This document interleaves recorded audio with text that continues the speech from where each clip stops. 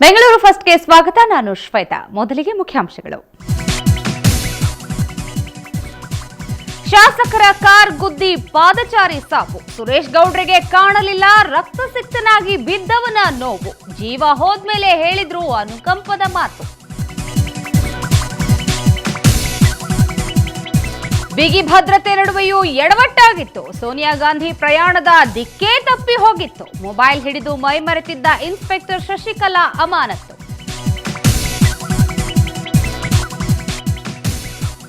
ಬೆಂಗಳೂರಿನಲ್ಲಿ ಉಳಿದವೆಲ್ಲ ವೇಸ್ಟೋ. ಎಲ್ಲಕ್ಕಿಂತ ಈ ಫ್ಲೈಓವರೇ ಬೆಸ್ಟ್. ಬೊಂಬಾಟ್ ಆಗಿದೆ ಆನಂದರಾವ್ ಸರ್ಕಲ್ ಮೇಲ್ಸೇತುವೆ.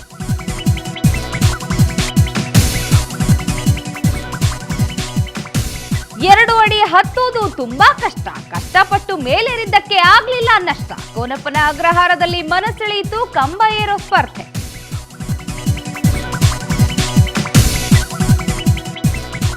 ಅತ್ತ ಮೈನವಿರೇಳಿಸುವ ವಾಯುವೇಗ, ಇತ್ತ ವಿಂಟೇಜ್ಗಳ ರಾಜವೈಭೋಗ. ಸಿಲಿಕಾನ್ ಸಿಟಿಯಲ್ಲಿ ಹಳೆ ಹೊಸ ಕಾರ್ಗಳ ಸಮ್ಮಿಲನ.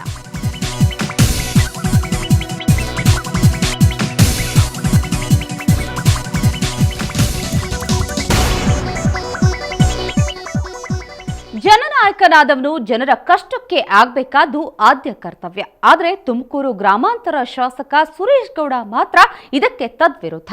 ಶಾಸಕರು ಪ್ರಯಾಣಿಸ್ತಾ ಇದ್ದ ಕಾರ್ ಪಾದಚಾರಿಯನ್ನ ಗುದ್ದಿ ಪಾದಚಾರಿ ರಕ್ತಸಿಕ್ತನಾಗಿ ಬಿದ್ದಿದ್ರೂ ಕೂಡ ಶಾಸಕರು ಅಲ್ಲಿಂದ ಪರಾರಿಯಾಗ್ಬಿಟ್ರು. ಪಾದಚಾರಿ ಸತ್ತ ಮೇಲೆ ಅನುಕಂಪದ ಮಾತುಗಳನ್ನಾಡ್ತಿದ್ದಾರೆ ಶಾಸಕ ಸುರೇಶ್ ಗೌಡ.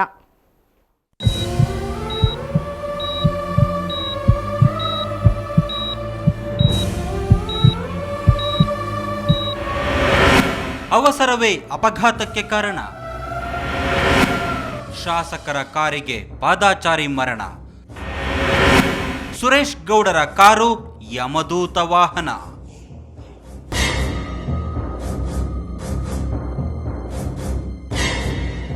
ಹೌದು, ಶಾಸಕ ಸುರೇಶ್ ಗೌಡರ ಕಾರು ಡಿಕ್ಕಿ ಹೊಡೆದು ತಿಮ್ಮ ಹನುಮಯ್ಯ ಎಂಬುವರು ಮೃತಪಟ್ಟಿದ್ದಾರೆ. ಬೆಂಗಳೂರಿನ ಮಹಾಗಣಪತಿ ನಗರದ ನಿವಾಸಿಯಾದ ಇವರು ನೆಲಮಂಗಲದ ಎಸ್ಎಲ್ ಕಲ್ಯಾಣ ಮಂಟಪದ ಹತ್ತಿರ ಕಾರು ನಿಲ್ಲಿಸಿ ಮದುವೆಯಾಗುತ್ತಿದ್ದ ಜೋಡಿಗೆ ಶುಭ ಹಾರೈಸಲು ತೆರಳುತ್ತಿದ್ರು. ಆಗ ಅದೇ ಮಾರ್ಗದಲ್ಲಿ ವೇಗವಾಗಿ ಬಂದ ತುಮಕೂರು ಗ್ರಾಮಾಂತರ ಕ್ಷೇತ್ರದ ಶಾಸಕ ಸುರೇಶ್ ಗೌಡರ ಕಾರು ರಸ್ತೆ ದಾಟುತ್ತಿದ್ದ ಹನುಮಯ್ಯ ಅವರಿಗೆ ಡಿಕ್ಕಿ ಹೊಡೆದಿದೆ. ಇನ್ನೊಂದು ಕಾರು ಹಿಂದೆ ಬಂದು ಸುರೇಶ್ ಗೌಡ್ರ ಕಾರು ಅವ್ರಿಗೆ ಹೊಡೆದಿದೆ. ಹೊಡೆದ ನಂತರ ಅವರು 10 ಅಡಿ ಮೇಲೆ ಹಾರಿ ಅವರು ಸುರೇಶ್ ಗೌಡ್ರ ಕಾರ್ ಮೇಲೆ ಬಿದ್ದು ಗ್ಲಾಸ್ ಮೇಲೆ ಅವರ ತಲೆಬುಡೆ ಕೂದಲು ಕಚ್ಕೊಂಡಿದೆ. ಅವ್ರದ್ದು ಮುಂದೆ ಬಾನೆಟ್ ಇದೆಯಲ್ಲ, ಬಾನೆಟ್ ಫುಲ್ ಅಪ್ಪಚ್ಚಿ ಆಗೋಗಿದೆ. ಆನಂತರ ಅವರು ನಿಲ್ಲೇ ಇಲ್ಲ ಸುರೇಶ್ ಗೌಡ್ರು, ಅವ್ರಿಗೆ ಒಂಚೂರು ಇದೇ ಇಲ್ಲ ಅನ್ಸುತ್ತೆ. ಹನುಮಯ್ಯನವರು ತೀವ್ರವಾಗಿ ಗಾಯಗೊಂಡಿದ್ರು. ಕೂಡಲೇ ಅವರನ್ನು ಹತ್ತಿರದ ಹರ್ಷ ಆಸ್ಪತ್ರೆಗೆ ದಾಖಲಿಸಲಾಯಿತು.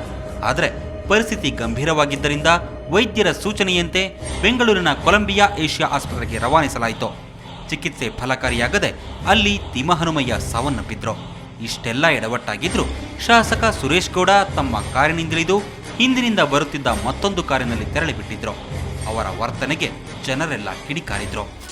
ಅಟ್ಲೀಸ್ಟ್ ಗಾಯಾಳನ್ನ ನೋಡಿ ಒಂದು ಆಸ್ಪತ್ರೆ ಸೇರಿಸೋದೇ ಆಗಲಿ ಮಾಡೋದೇ ಆಗಲಿ ಏನೂ ಪ್ರಯತ್ನ ಮಾಡಲಿಲ್ಲ. ತಕ್ಷಣ ಹೋಗಿದ್ದು ದೊಡ್ಡ ಅಪರಾಧ. ಕನಿಷ್ಠ ಸೌಜನ್ಯವಾಗಲಿ ಮಾನವೀಯತೆಯಾಗಲಿ ಇದ್ದೋರು ಹೀಗೆ ಮಾಡಲ್ಲ ಬಿಡಿ. ನಂತರ ಸುವರ್ಣ ನ್ಯೂಸ್ ಜೊತೆ ಮಾತನಾಡಿದ ಸುರೇಶ್ ಗೌಡ್ರು ತಮ್ಮ ಬೆಂಬಲಿಗರನ್ನ ಕಳಿಸಿದ್ದು ಚಿಕಿತ್ಸೆಯ ವೆಚ್ಚ ಭರಿಸಿದ್ದಾಗಿ ಹೇಳಿದ್ರು. ಆದರೆ ಮೃತ ತಿಮ್ಮ ಹನುಮಯ್ಯನವರ ಸಿಬ್ಬಂದಿ ತಾವೇ ಬಿಲ್ ಪಾವತಿಸಿದ್ದಾಗಿ ಸ್ಪಷ್ಟಪಡಿಸಿದ್ದಾರೆ. ನಾವೆಲ್ಲ ಓಡೋದು ಅಲ್ಲಿಗೆ ಹೋಗಿ ಅಡ್ಮಿಟ್ ಮಾಡಿ ಎಲ್ಲ ಇದು ಮಾಡಿದ ಫಸ್ಟ್ ಏಡ್ ಮಾಡಿ ಸರ್. ಇಲ್ಲ ಯಾವ ಎಲ್ಲೂ ಮಾಡಿಲ್ಲ, ಅಲ್ಲಿ ಬಂದೇ ಇಲ್ಲ, ಸ್ಪಾಟ್ಗೆ ಬಂದಿಲ್ಲ ಅವರು. ಸುರೇಶ್ ಗೌಡ ಅವರು ಸ್ಪಾಟಿಗೆ ಬಂದಿಲ್ಲ. ಅಷ್ಟಕ್ಕೂ ಇದು ಕೇವಲ ದುಡ್ಡಿನ ವಿಷಯವಲ್ಲ, ಒಂದು ಜೀವದ ವಿಷಯ. HMT ವಾಚ್ ಕಂಪನಿಯಿಂದ ಇತ್ತೀಚೆಗಷ್ಟೇ VRS ಪಡೆದಿದ್ದ ತಿಮ್ಮ ಹನುಮಯ್ಯನವರು ಭಾರದ ಲೋಕಕ್ಕೆ ಹೋಗಿಬಿಟ್ರು. ತುಮಕೂರಿನಲ್ಲಿ ಈ ಬಗ್ಗೆ ಮಾತನಾಡಿದ ಸುರೇಶ್ ಗೌಡ್ರು ಮೃತರ ಬಗ್ಗೆ ಅನುಕಂಪ ಸೂಚಿಸಿದ್ರು. ನಾನು ಪ್ರಾರ್ಥನೆ ಮಾಡ್ಕೊಳ್ಳೋದಿಷ್ಟೇ, ಆ ಕುಟುಂಬಕ್ಕೆ ಆ ನೋವನ್ನು ಭರಿಸುವಂಥ ಶಕ್ತಿ ಭಗವಂತ ಕೊಡಲಿ. ಅವ್ರ ಜೊತೆ ನಾವೆಲ್ಲ ಇದ್ದೇನೆ. ನಾವು ಮತ್ತು ನಮ್ಮ ಸ್ನೇಹಿತರು ಕೂಡ ಅದ್ರ ಜೊತೆ ನಾವು ಇದ್ದೇವೆ ಅಂತ ಹೇಳಿ ಆ ಕುಟುಂಬದವ್ರಿಗೆ ಹೇಳಕ್ಕೆ ಇಷ್ಟಪಡ್ತೇನೆ. ಎಲ್ಲ ಮುಗಿದ ಮೇಲೆ ಮಾತನಾಡಿದ್ರೇನು ಬಂತು ಹೇಳಿ. ಹೋದ ಜೀವ ಮತ್ತೆ ಬರೋದಿಲ್ಲ. ಜನಪ್ರತಿನಿಧಿ ಆದವರಿಗೆ ಇಷ್ಟೊಂದು ದರ್ಪ ಇರಬಾರದು ಅನ್ನೋದು ಎಲ್ಲರ ಮಾತು. ಸುರೇಶ್ ಗೌಡ್ರು ಗೌಡರ ಗತ್ತಿನಲ್ಲಿ ವರ್ತಿಸಿದ್ದು ಎಲ್ಲರಿಗೂ ಬೇಸರ ತರಿಸಿದೆ.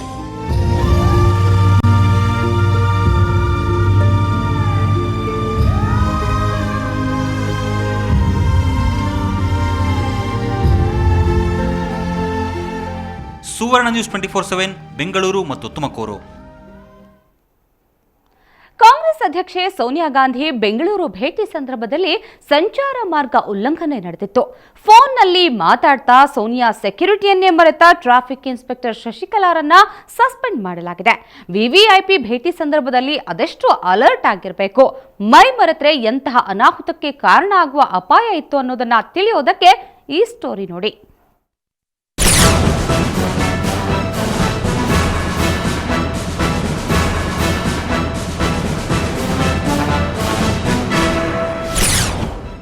ಇದು ಕಾಂಗ್ರೆಸ್ ಅಧ್ಯಕ್ಷೆ ಸೋನಿಯಾ ಗಾಂಧಿಯವರ ಬೆಂಗಾವಲು ಪಡೆ. ಭಯೋತ್ಪಾದಕರಿಂದ ಜೀವ ಬೆದರಿಕೆ ಹಿನ್ನೆಲೆಯಲ್ಲಿ ದೇಶದಲ್ಲೇ ಅತಿ ಗರಿಷ್ಠ ಭದ್ರತೆಯನ್ನ ಸೋನಿಯಾ ಗಾಂಧಿ ಅವರಿಗೆ ನೀಡಲಾಗಿದೆ. ಸೋನಿಯಾ ಗಾಂಧಿ ಶನಿವಾರ ಬೆಂಗಳೂರಲ್ಲಿ ಇದ್ದಾಗ ಭದ್ರತೆಯ ಟೀಮ್ನಲ್ಲಿದ್ದ ಮಲ್ಲೇಶ್ವರಂ ಟ್ರಾಫಿಕ್ ಇನ್ಸ್ಪೆಕ್ಟರ್ ಶಶಿಕಲಾ ಕರ್ತವ್ಯ ಲೋಪ ಎಸಗಿದ್ದಾರೆ. ಫೋನ್ನಲ್ಲಿ ಮಾತನಾಡುತ್ತಾ ಕೆಲಸದ ಕಡೆ ಗಮನ ಕೊಡದೆ ಸೋನಿಯಾ ಮಾರ್ಗವನ್ನೇ ಬದಲು ಮಾಡಿದ್ದರು ಈ ಇನ್ಸ್ಪೆಕ್ಟರ್. ಸೋನಿಯಾ ಗಾಂಧಿ ಪ್ರವಾಸದ ವೇಳೆ ನಿನ್ನೆ ಅವಘಡ ಸಂಭವಿಸಿತ್ತು. ಸೋನಿಯಾ ಗಾಂಧಿ ಅವರ ವಾಹನ ರಾಜಭವನದಿಂದ HILಗೆ ಕಬ್ಬನ್ ಪಾರ್ಕ್ ಮಾರ್ಗವಾಗಿ ಅನಿಲ್ ಕುಂಬ್ಳೆ ಸರ್ಕಲ್ಗೆ ತೆರಳಿ ಅಲ್ಲಿಂದ ಎಡಕ್ಕೆ ತಿರುಗಿ ಕಬ್ಬನ್ ರಸ್ತೆ ಮಾರ್ಗವಾಗಿ ಮಣಿಪಾಲ್ ಸೆಂಟರ್ ಬಳಿ ಹೋಗಿ ಅಲ್ಲಿಂದ ನೇರವಾಗಿ HILಗೆ 8:45ಕ್ಕೆ ರೀಚ್ ಆಗಬೇಕಾಗಿತ್ತು. ಸೋನಿಯಾ ಬೆಂಗಾವಲು ಪಡೆಯ ಮೊದಲ ಪೈಲಟ್ ಜೀಪಿನಲ್ಲಿದ್ದ. ಟ್ರಾಫಿಕ್ ಇನ್ಸ್ಪೆಕ್ಟರ್ ಶಶಿಕಲಾ ಫೋನ್ನಲ್ಲಿ ಮಾತನಾಡ್ತಾ ಮಾರ್ಗವನ್ನೇ ಬದಲಾಯಿಸಿಬಿಟ್ಟರು. ಅನಿಲ್ ಕುಂಬ್ಳೆ ಸರ್ಕಲ್ ಹಾದು ಕಬ್ಬನ್ ರಸ್ತೆ ಮಾರ್ಗವಾಗಿ ಹೋಗುವ ಬದಲು ಕಾವೇರಿ ಎಂಪೋರಿಯಂ ಬಳಿ ಎಡಗಡೆ ತಿರುಗಿಬಿಟ್ಟಿತು. ಸೋನಿಯಾ ಗಾಂಧಿ ಪ್ರವಾಸದ ಹಿನ್ನೆಲೆ 1 ವಾರದ ಹಿಂದೆಯೇ ಸೆಕ್ಯೂರಿಟಿ ಹಾಗೂ ಭದ್ರತೆಯ ಬಗ್ಗೆ ವರದಿಯನ್ನ ಕಳುಹಿಸಿಕೊಡಲಾಗಿತ್ತು. ಅದರಂತೆ ಬೆಂಗಳೂರಿನಲ್ಲಿ ಎಲ್ಲ ಬಂದೋಬಸ್ತ್ಗಳನ್ನು ಮಾಡಿಕೊಳ್ಳಲಾಗಿತ್ತು. ಆದರೂ ಈ ಅವಘಡ ಸಂಭವಿಸಿತು. ಸೋನಿಯಾ ಸೆಕ್ಯೂರಿಟಿ ಅತಿ ಗರಿಷ್ಠ ಪ್ರಮಾಣದಲ್ಲಿದ್ದರೂ ಪ್ರಮಾದ ಆಗಿತ್ತು. ಸೋನಿಯಾ ಗಾಂಧಿ ಅವರ ಪ್ರವಾಸದ ಹಿನ್ನೆಲೆ ರಾಜಭವನದಿಂದ HIL ತನಕ ಬಿಗಿ ಬಂದೋಬಸ್ತ್ ಕಲ್ಪಿಸಲಾಗಿತ್ತು. ವಿವಿಐಪಿ ಡಿಸಿಪಿ ನೇತೃತ್ವದಲ್ಲಿ ಬಂದೋಬಸ್ತ್ ಆಗಿತ್ತು. ರಾಜಭವನದಿಂದ HIL ಮಾರ್ಗವು 0 ಟ್ರಾಫಿಕ್ ಇರುತ್ತೆ. ಸೋನಿಯಾ ಗಾಂಧಿ ಅವರು ರಾಜಭವನದಿಂದ ತೆರಳುವ 5 ನಿಮಿಷಕ್ಕೂ ಮುನ್ನ ವಾರ್ನಿಂಗ್ ಗಾಡಿ ಹೋಗುತ್ತದೆ. ಅದು ನೀಡಿದ ಮಾರ್ಗದರ್ಶನದಂತೆ ಪೈಲಟ್ ಗಾಡಿ ಚಲಿಸಬೇಕು. ಟೈಲ್ ಎಂಡ್ನಲ್ಲಿ ಆಂಬ್ಯುಲೆನ್ಸ್ ಕೂಡ ಇರುತ್ತೆ. ವಿಐಪಿ ಗಾಡಿ ಸೇರಿದಂತೆ 10 ಸೆಕ್ಯೂರಿಟಿ ವಾಹನಗಳು ಜೊತೆಯಲ್ಲಿರುತ್ತವೆ. ತೆರಳುವ ಮಾರ್ಗಗಳಲ್ಲಿ ಪ್ರತಿ ಹೆಜ್ಜೆಗೂ ಪೊಲೀಸ್ ಬಂದೋಬಸ್ತ್ ಇರುತ್ತೆ. ಪ್ರತಿಯೊಂದು ಜಂಕ್ಷನ್ನಲ್ಲೂ ಸಂಚಾರಿ ಪೊಲೀಸ್ ಸೇರಿದಂತೆ 40ಕ್ಕೂ ಹೆಚ್ಚು ಪೊಲೀಸ್ ಸಿಬ್ಬಂದಿಗಳಿರ್ತಾರೆ. ಒಂದು ವೇಳೆ ಸರ್ಕಲ್ನಲ್ಲಿ ತಿರುವನ್ನ ತೆಗೆದುಕೊಳ್ಳಬೇಕಾದರೆ ಎಲ್ಲ ಎಸ್ಕಾರ್ಟ್ಗಳು ವಿಐಪಿ ಕಾರನ್ನ ಕವರ್ ಮಾಡಿಕೊಂಡೇ ಟರ್ನ್ ಮಾಡುತ್ತವೆ. ಇದೇ ರೀತಿ ಇದೇ ಮಾರ್ಗವಾಗಿ ಚಲಿಸಬೇಕು ಅಂತ 2 ದಿನಗಳಿಂದ ಎಲ್ಲರಿಗೂ ರಿಹರ್ಸಲ್ ಮೂಲಕ ತಿಳಿಯಪಡಿಸಲಾಗುತ್ತದೆ. ಇಷ್ಟೆಲ್ಲ ಭದ್ರತೆಯನ್ನ ಕೊಟ್ಟು 10 ಬಾರಿ ರಿಹರ್ಸಲ್ ಮಾಡಿಸಿದ್ದರೂ ಕೂಡ ಮೊಬೈಲ್ನಲ್ಲಿ ಮಾತನಾಡುತ್ತಾ ಟ್ರಾಫಿಕ್ ಇನ್ಸ್ಪೆಕ್ಟರ್ ಶಶಿಕಲಾ ಮಾರ್ಗ ಬದಲಾಯಿಸಿದ್ದಾರೆ. ಕರ್ತವ್ಯ ನಿರತ ಇನ್ಸ್ಪೆಕ್ಟರ್ ಕಾರ್ಯಲೋಪದಿಂದಾಗಿ ಅಮಾನತುಗೊಳಿಸಬೇಕೆಂದು ಪೊಲೀಸ್ ಕಮಿಷನರ್ ಆದೇಶ ಹೊರಡಿಸಿದ್ದಾರೆ. ಏನೇ ಆಗಲಿ ಕಾರ್ಯಲೋಪದಿಂದ ಅಮಾನತುಗೊಂಡ ಕರ್ತವ್ಯ ನಿರತ ಪೊಲೀಸರು ಬುದ್ಧಿ ಕಲಿಯುವಂತೆ ಮಾಡಿದ್ದಾರೆ. ನಾಗೇಂದ್ರ ಬಾಬು, ಕ್ರೈಮ್ ಬ್ಯೂರೋ, ಸುವರ್ಣ ನ್ಯೂಸ್ 24/7 ಬೆಂಗಳೂರು. ಬೆಂಗಳೂರಿನ ಟ್ರಾಫಿಕ್ ಜಾಮ್ ಕಡಿಮೆ ಮಾಡೋದ್ರಲ್ಲಿ ಫ್ಲೈಓವರ್ಗಳ ಪಾತ್ರ ಬಹು ದೊಡ್ಡದು. ಆದರೆ ಅವುಗಳ ಸ್ಥಿತಿಗತಿ ಅವುಗಳನ್ನ ನಾವು ನಿಮಗೆ ತಿಳಿಸ್ತೀವಿ.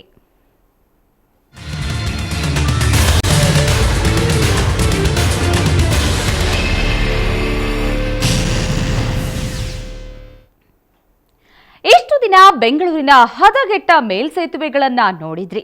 ಆದ್ರೆ ಇವತ್ತು ಸೂಪರ್ ಆಗಿರೋ ಫ್ಲೈಓವರ್ ಒಂದರ ವರದಿ ತಂದಿದ್ದೀವಿ ನೋಡಿ.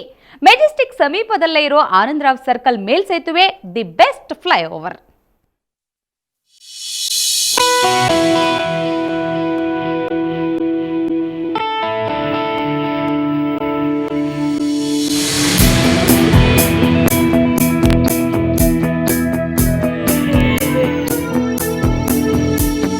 ನಗರಿಯಲ್ಲಿ ಮಾದರಿ ಫ್ಲೈಓವರ್ ಅಂದ್ರೆ ಆನಂದರಾವ್ ಸರ್ಕಲ್ನಲ್ಲಿರೋದು.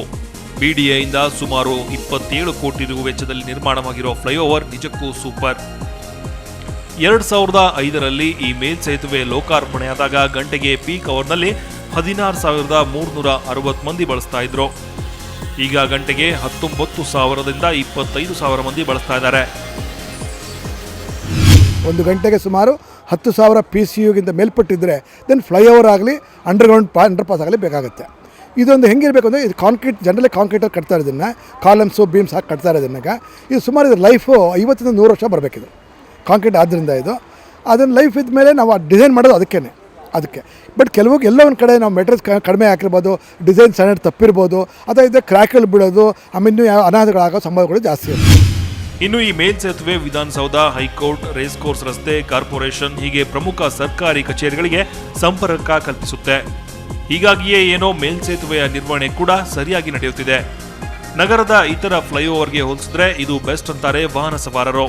ಮೈಸೂರು ರೋಡ್ ತುಂಬ ಇದು ಸರಿ ಇಲ್ಲ, ಅದು ರೋಡ್ ಅಲ್ಲಲ್ಲಿ ಕ್ರಾಕ್ ಬಂದಿದೆ, ಹಂಪ್ಸ್ಗಳು ಹಾಕಿದ್ದಾರೆ, ಗಾಡಿ ಹೋದ್ರೆ ದಡಕ್ಕಂತ ಸೌಂಡ್ ಬರುತ್ತೆ, ಅಲ್ಲಿ ಗಾಡಿ ಬೀಳೋ ಮೂಮೆಂಟು ಇರುತ್ತೆ. ನಾವು ಹಳ್ಳಿಯಿಂದ ಬೆಂಗಳೂರು ಬಂದಿದ್ದೀವಿ, ಓಡಾಡ್ತಾ ಇದ್ದೀವಿ, ಚೆನ್ನಾಗಿದೆ ಆಲ್ಮೋಸ್ಟ್. ಅದರಲ್ಲಿ ಇದರಲ್ಲೇ ಇದೇ ಬೆಟರು ಅಂತ ನಾನೇನು 70% ಇದೇ ಬೆಟರು. ಒಟ್ನಲ್ಲಿ ಸರ್ಕಾರಿ ಕಚೇರಿಗಳಿಂದಾಗಿಯೋ ಅಥವಾ ಇನ್ನಿತರ ಕಾರಣಕ್ಕಾಗಿಯೋ ಮೇಲ್ಸೇತುವೆ ಚೆನ್ನಾಗಿದೆ ಅನ್ನೋದು ಸಂತಸದ ಸಂಗತಿ. ನಂದಿನಿ ಜೆ, ಸುವರ್ಣ ನ್ಯೂಸ್ 24/7 ಬೆಂಗಳೂರು. ಕರ್ನಾಟಕದಲ್ಲಿನ ಚಿನ್ನದ ದರ ಎಷ್ಟಿದೆ ಅಂತ ಬನ್ನಿ ನೋಡೋಣ. 22 ಕ್ಯಾರೆಟ್ನ 10 ಗ್ರಾಂ ಚಿನ್ನಕ್ಕೆ 27,390 ರೂಪಾಯಿ. ನಿನ್ನೆಯ ದರಕ್ಕೆ ಹೋಲಿಸಿದರೆ 22 ಕ್ಯಾರೆಟ್ ಚಿನ್ನದ ಬೆಲೆಯಲ್ಲಿ ಯಾವುದೇ ಏರಿಕೆ ಆಗಿಲ್ಲ. 24 ಕ್ಯಾರೆಟ್ನ 10 ಗ್ರಾಂ ಚಿನ್ನಕ್ಕೆ 30,200 ರೂಪಾಯಿ. 24 ಕ್ಯಾರೆಟ್ನ 10 ಗ್ರಾಂ ಚಿನ್ನದ ಬೆಲೆಯಲ್ಲೂ ಯಾವುದೇ ಏರಿಕೆ ಆಗಿಲ್ಲ. ಬೆಂಗಳೂರು ಫಸ್ಟ್ ಮುಂದುವರಿಯುತ್ತೆ ಒಂದು ಬ್ರೇಕ್ನ ನಂತರ.